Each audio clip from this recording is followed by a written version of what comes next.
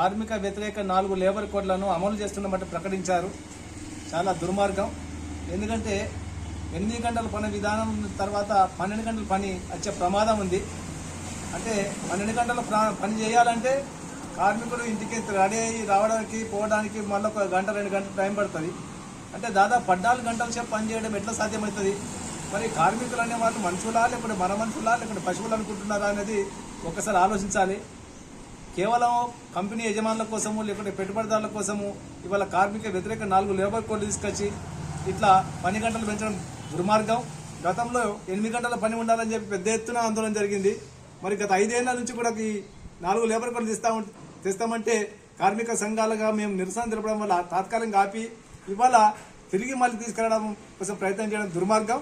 వాటిని వెంటనే అమలు ఆపాలని చెప్పి మేము ఐఎఫ్టీగా ఈ కేంద్ర ప్రభుత్వం డిమాండ్ చేస్తూ ఉన్నాం.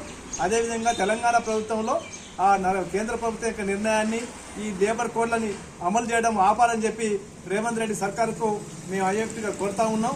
ఎందుకంటే మోడీ ప్రభుత్వం కంపెనీలకు గుడికం చేసే కుట్ర చేస్తూ ఉంది. కాబట్టి ఇప్పటికైనా ఈ స్వచ్ఛ భారత్లో క్రియాశీల పాత్ర పోషించినటువంటి సఫాయి కార్మికుల్ని సన్మానించి శాలువాలు కప్పి మళ్ళీ వాళ్ళ మీద పని ఒత్తిడి చేయడం అంటే దుర్మార్గం. కాబట్టి ఇప్పటికైనా ఆలోచించాలి.